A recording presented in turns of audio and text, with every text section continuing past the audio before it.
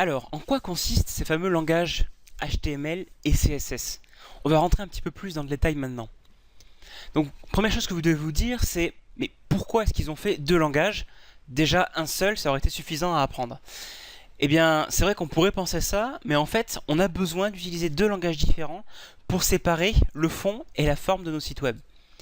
Tout d'abord, HTML, c'est le langage qui nous permet justement de créer le fond de notre site web, c'est-à-dire d'écrire son contenu. C'est en HTML, nous allons dire le titre de ma page, c'est ceci. Là, on va écrire un paragraphe qui contient cela, etc. Tandis que CSS, c'est un langage qui nous permet de mettre en forme le contenu. Il nous permettra de dire par exemple, je voudrais que mes paragraphes soient écrits en bleu, que mes titres soient écrits en gros, en gras et centrés, etc. Donc ce qu'il faut bien retenir, c'est qu'on a deux langages. HTML, qui est le fond, et CSS, qui est la forme. Alors pour illustrer ça un petit peu, je vous propose de regarder un site web qui s'appelle CSS Zen Garden, qui est assez connu des créateurs de sites web. Et nous allons voir justement comment ça se passe quand on met uniquement du HTML et ensuite quand on ajoute le CSS. Alors regardez, ça c'est ce site web, CSS Zen Garden, avec uniquement du HTML. Comme vous voyez, c'est pas forcément très joli. On a des titres, on a des paragraphes, on a des liens, donc on a bien le contenu de notre page. On pourrait d'ailleurs mettre des images au milieu, mais ce n'est pas forcément bien mis en forme. Et justement, en plus de ça, si on rajoutait du code en langage CSS, on pourrait transformer complètement cette même page et donner par exemple un résultat comme ceci. Alors voilà, CSS Garden, c'est assez connu pour ça parce que justement, on peut tester différents designs de notre site web en gardant le même code HTML. Donc vous voyez, avec ça au départ, juste en code HTML, en rajoutant du CSS, on obtient ce résultat.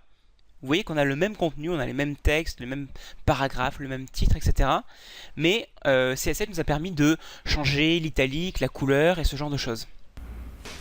Il est vraiment important que vous compreniez bien la différence entre les langages HTML et CSS. À la base, vous aurez besoin de HTML pour écrire le contenu de votre page web et pour le structurer. C'est ce qu'on appelle le fond.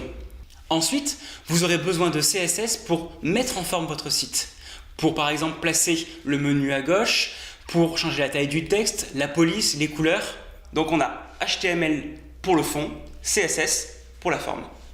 HTML et CSS sont des langages qui ont une longue histoire. Je ne vais pas vous faire un long historique, mais j'aimerais quand même vous parler rapidement des différentes versions qui ont existé. Tout d'abord, il y a eu HTML1 qui était là au lancement du web. En fait, c'est un langage qui a été inventé par Tim Berners-Lee, qui est le fondateur du World Wide Web, qui était chercheur au CERN à l'époque, et qui justement inventait ce web. Et il s'est dit, j'ai besoin d'un langage pour créer des sites web. Donc il a conçu HTML1. Rapidement, il y a des versions qui se sont enchaînées. Il y a eu HTML2, HTML3, dans lequel notamment on a introduit la notion de tableau. Et puis HTML4, qui a été la version la plus longuement utilisée jusqu'ici. Et enfin, depuis quelques années, on parle beaucoup de HTML5, qui est la version la plus récente, qui est celle que nous allons apprendre dans ce cours, et qui nous permet de faire pas mal de nouvelles choses. De son côté, le langage CSS a une histoire un peu plus courte, puisqu'il est né en 96 avec CSS1, à une époque où on a voulu commencer à séparer le fond et la forme, parce qu'au départ, tout était fait en HTML. Et là, donc, on a créé CSS1, puis CSS2, pas très longtemps après. Il y a même eu CSS 2.1, mais je ne rentre pas dans les détails. Ça a été la version la plus longuement utilisée de CSS. Et là encore, depuis quelques années, CSS 3, c'est la toute dernière version qui n'est pas entièrement finalisée, qui nous permet notamment de faire des bordures arrondies, de la transparence ou encore des dégradés.